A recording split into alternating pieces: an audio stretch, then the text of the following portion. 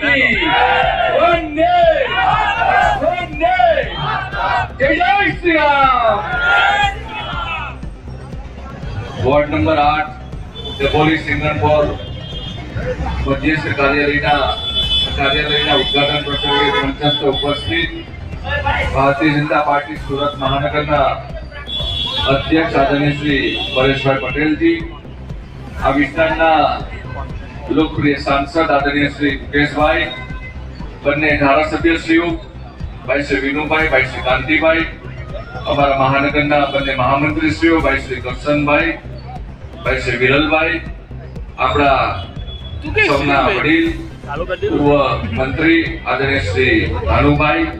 મંચસ્થ ઉપસ્થિત સૌ ભારતીય જનતા પાર્ટીના કાર્યકર્તાઓ, પૂજ્ય મહંતશ્રી અને આપ સૌ ઉપસ્થિત સાથી ભારતીય જનતા પાર્ટીના કાર્યકર્તા ભાઈઓ બહેનો, આજે આપ સૌ વચ્ચે અચાનક આવવાનું થયું છે અને વિનુભાઈનો આગ્રહ હતો કે મધ્યસ્થ કાર્યાલયનું ઉદ્ઘાટન છે,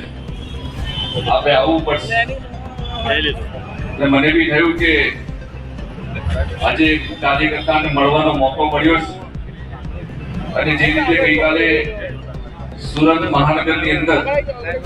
120 ઉમેદવાર આપણા ભારતીય જનતા પાર્ટીના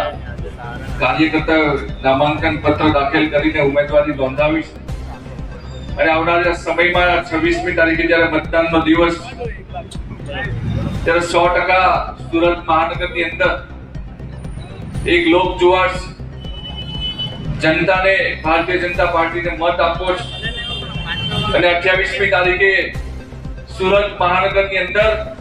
નવો ઇતિહાસ બનવા જઈ રહ્યો છે। 120 માંથી 120 સીટ ભારતીય જનતા પાર્ટી જીતવા જઈ રહી છે। મિત્રો, આ કોઈ અતિશયોક્તિ નથી, પરંતુ સુરત મહાનગરની અંદર છેલ્લા 5 વર્ષનો સરવાળો જે ભારતીય જનતા પાર્ટીના શાસનની અંદર કામ થયું છે અને એ કામને લઈને ભારતીય જનતા પાર્ટીના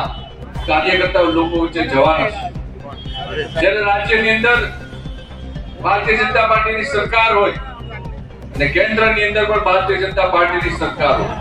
આજે પંચાયતથી લઈને પાર્લામેન્ટ સુધી ભાજપનું શાસન છે અને જે રીતે દેશના યશસ્વી પ્રધાનમંત્રી માનનીય નરેન્દ્ર મોદીજીએ સર્વાંગીણ વિકાસ થાય, બધા જ સમાજનો વિકાસ થાય, દરેક વર્ગનો વિકાસ થાય, એ પ્રકારે કામ કરી રહ્યા હોય અને એમનો એક જ મંત્ર છે જ્ઞાન, ગરીબ, યુવા, અન્નદાતા અને નારી, આ 4 વર્ગના લોકોને ધ્યાનમાં રાખીને સરકારની યોજના બનતી હોય ત્યારે સ્વાભાવિક કે આપણે બધા એક કાર્યકર્તા તરીકે જ્યારે સરકાર લોકોનું કામ કરી રહી હોય અને સરકાર લોકોને ઉપયોગી થાય એ પ્રકારના નિર્ણય લઈ રહી હોય ત્યારે ક્યાંય મૂંઝાવાની જરૂર નથી, છાતી ઠોકીને મત માંગવાની આપણે જવાની જરૂર છે। આવનારા સમયમાં વોર્ડ નંબર 8 ની અંદર જે પણ આપણા ઉમેદવાર, ચારે ઉમેદવાર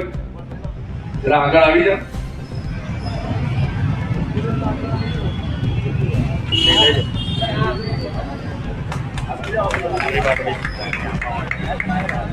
બે આ બાજુ આવી જાઓ, બે જ્યારે આપણા ઉમેદવાર મિત્રો, ઉમેદવાર આપણા ભારતીય જનતા પાર્ટીનું કમળ અને આપણે કમળ માટે મત માંગવા જવાનું અને આ ચારેય ઉમેદવારને અહીંથી જંગી લીડ સાથે જીત તો અપાવાની, પણ એવી ઐતિહાસિક જીત હોય કે આવનારા સમયમાં સામે ઉભા રહેવા માટે પણ વિરોધ પક્ષના લોકો વિચાર કરે, વિરોધ પાર્ટીની ડિપોઝિટ જપ્ત થાય, એ પ્રકારની જીત આ ચારેય ઉમેદવારોને આપ સૌના જોરે આપવાની છે। કાર્યકર્તાની શક્તિ જ્યારે કામ લાગતી હોય છે અને કાર્યકર્તાનો જ્યારે પરિશ્રમ એ પરાકાષ્ઠાએ કામ કરતા હોય છે ત્યારે પરિણામ 100% મળતું હોય છે। હું આપ સૌને વિનંતી કરું છું, આજના મધ્યસ્થ કાર્યાલયના ઉદ્ઘાટન પ્રસંગે જ્યારે આટલી મોટી સંખ્યામાં આપ સૌ ઉપસ્થિત થયા છો ત્યારે વોર્ડ નંબર 8 નહીં પરંતુ સમગ્ર સુરતની અંદર જ્યાં પણ આપના સગાવાલા રહેતા હોય, મિત્રો રહેતા હોય, બધાને ટેલિફોનિક અથવા તો રૂબરૂ મળીને પણ ભારતીય જનતા પાર્ટી તરફથી મતદાન કરે। લોકો 26મી તારીખે એક જનજાગૃતિના સમયે જનજાગૃત થઈને મતદાન કરે એ પ્રકારે કામ કરીએ. આપ સૌનો આભાર. અસ્તુ. ભારત માતા કી જય. વંદે માતરમ.